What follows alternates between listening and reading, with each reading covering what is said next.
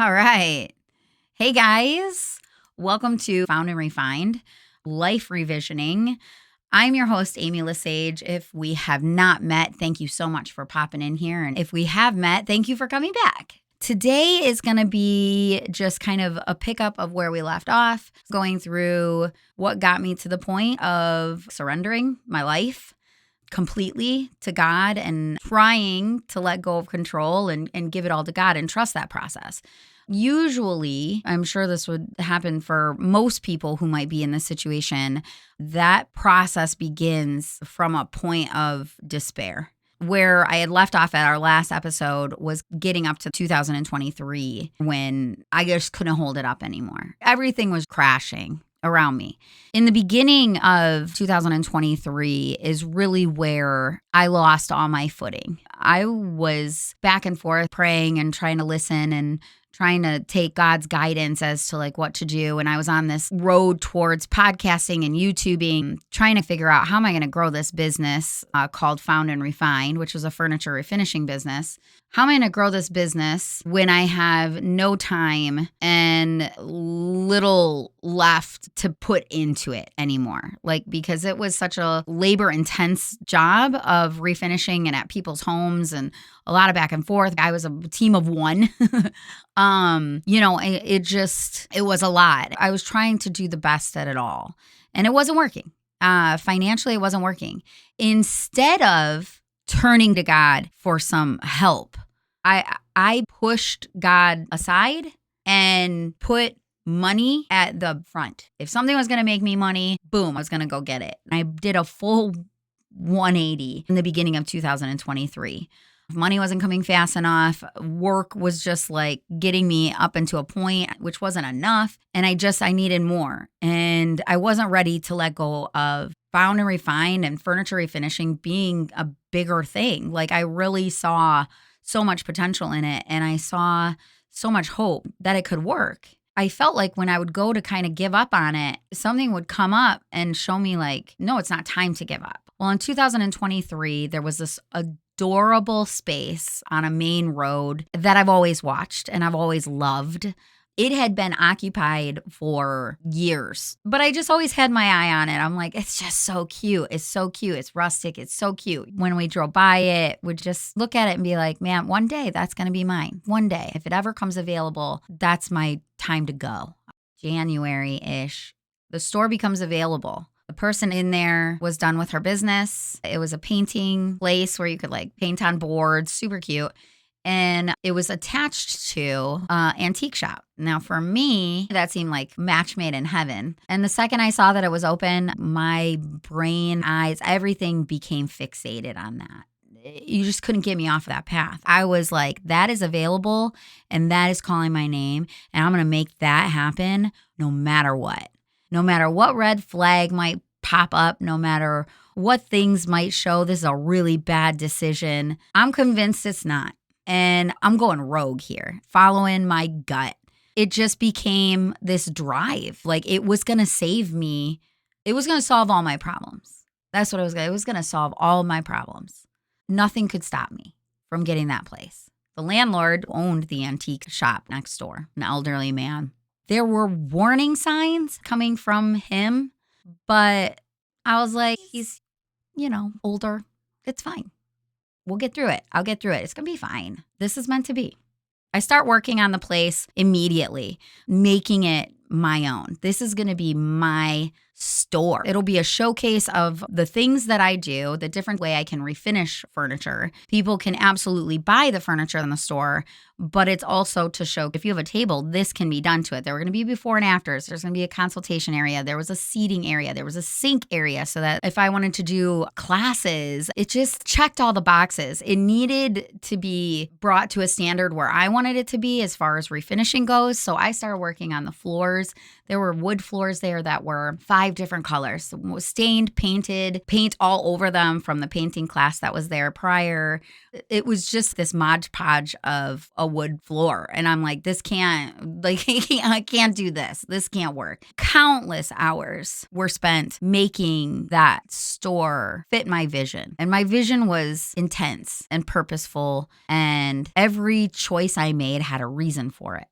When I went into it, I was like, it doesn't have to be perfect. Just needs to be open.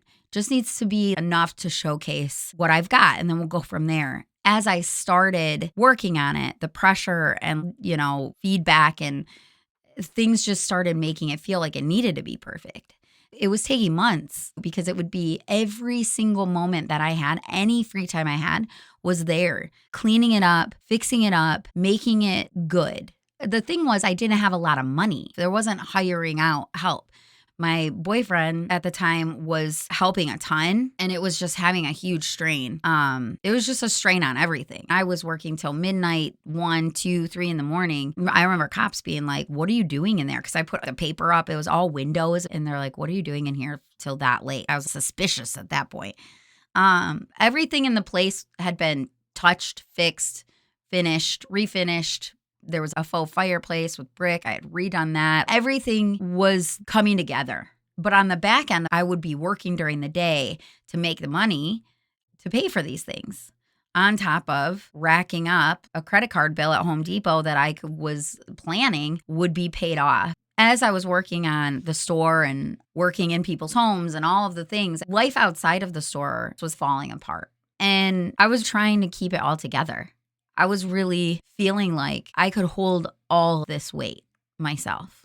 I was still in communication with God, but was I listening for anything that said this isn't what it's supposed to be? Or was I going to him, checking in on this stuff? No. I mean, if anything, I was praying for the health of my children, praying for the health of myself. Was I going to him as a partner in a relationship of any sort? No, because my path that I made was in motion. I was in motion.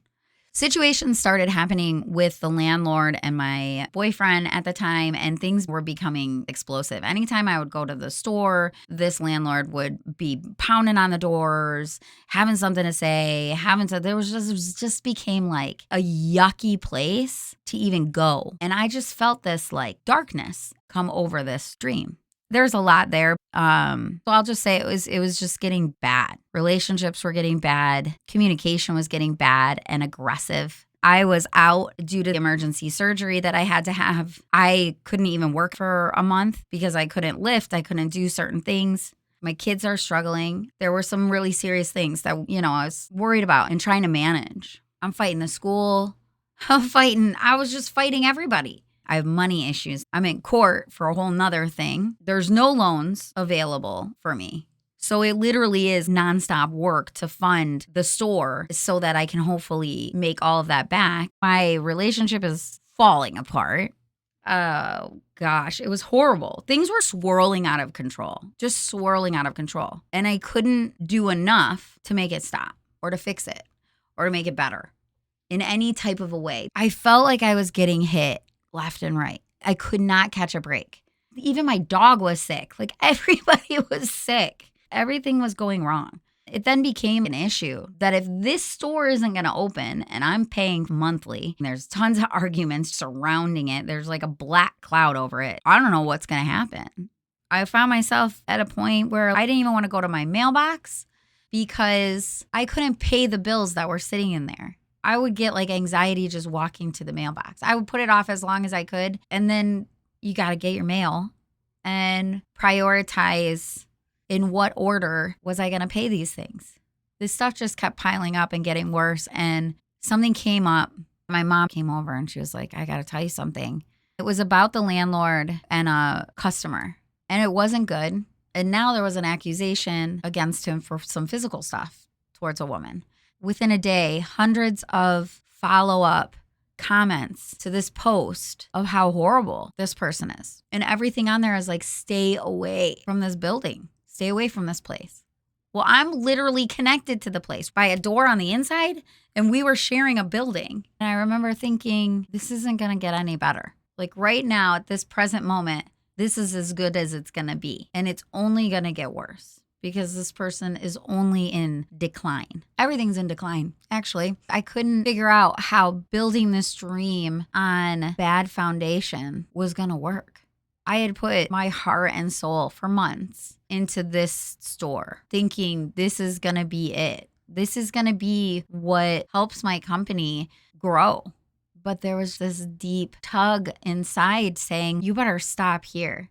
And then combating that with like, what? I've given everything. I've just refinished all these floors, done all the work on the walls. I've cleaned up the entire place. It looks so beautiful.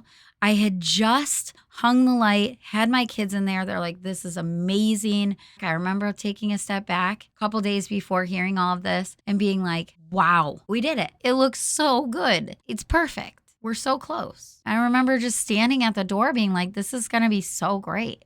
Probably just trying to convince myself because it didn't feel great the rest of the time, but it looked great. The adrenaline has calmed down and fear has kicked in. What is this actually going to look like when you step back and think about the reality of all of this? It was at this moment, the month I was planning to open, months and months of work, a beautiful store, pretty well set up. And I was like, I can't see any of this working out. I can't hear him. I don't know what I'm supposed to be doing. I need a minute. I need a freaking minute. So I hired a babysitter for my kids. I took my Bible, coffee, and a pad of paper. I said, I have to go pray. I have to go talk to him. This isn't feeling right. I am in a tornado. And if I'm supposed to push through in this way, I will. But I need to hear it from him. I spent 5 hours, went to a park, a beautiful hill. It's just a gorgeous scene. It was time to talk. It was time to really talk. And more so, it was time to listen. I had held on to the thought that we've been here before. I've heard you before. I know I can hear you again. And I need you. I need you to tell me what to do. Every part of my life is falling apart. And there is a tiny voice in my head saying, stop here. You've done all the work you can towards your dream. And this is where it's brought you. And yes, that's a hard reality, but it's truth. This is where following your goals, your ideas, pushing through red flags and just sticking to a dream that you think is right for you. This is where that can get you sometimes. I was broke. I was tired. I was worried about my kids. I was worried about my future. Every way I turned, I was in a battle. And I was like, God, what do you want me to do here? Where am I supposed to be? There was one time where I was in the store, actually, rewind. One time where I was in the store and I was finishing the floors, which was the most insane job ever. God, they look so beautiful though by the end.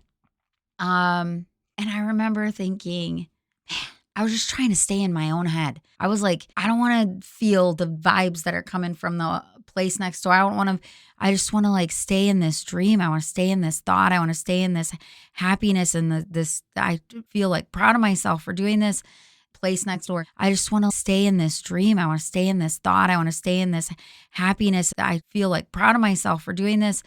And I know I heard him say, you are where you're supposed to be right now. And that tripped me up. That tripped me up a lot because in my head, I'm like, great. This is going to be a sweet success. This is going to all work out. I'm where I'm supposed to be. How could I be where I'm supposed to be, but not for the success of it? Not because it's the right thing, but because it's the thing I later found out that I had to learn from. And without it, I wouldn't have learned. But in that moment, why would I think this is where I'm supposed to be to fail? But that's what it was. There was times where I would go back to that knowledge of knowing that's what I heard. Why would you say that? I learned to become very grateful for it because had he not said that, I would just feel like a failure. But to know that failure and all of that experience was part of the bigger plan makes me feel like, okay, I failed, but I didn't totally fail. I needed it. It's just a weird thing.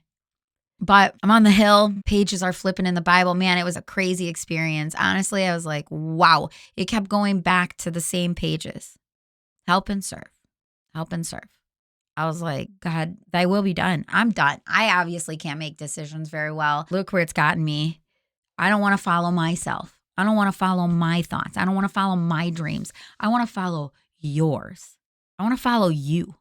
I want to hear you and I want to do what you think I'm supposed to do because then it's going to be good.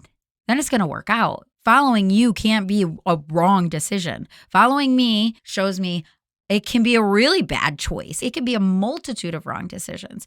I am not strong enough to do this on my own. I am not strong enough to know what's best for me.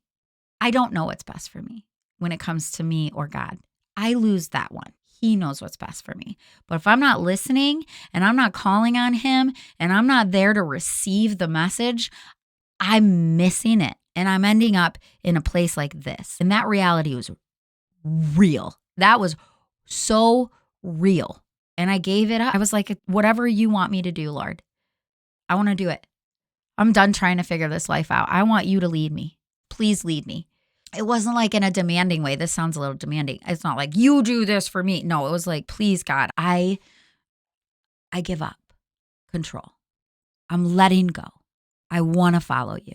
You made me for a reason. You brought me to this earth for a reason. And this cannot be it. This is what I thought would be it. This cannot be it. This is not it. I know that. I know you would not want me here. I know that. So please lead me. I will follow. Thy will be done. Whatever it is, I'll follow you. Famous last words. And it was just very obvious it was time to walk away from the store. Walk away. Don't fight for what you deserve back. I was covered within the lease because things were broken on his end. So I had that ability, but a part of me was like, I want to fight.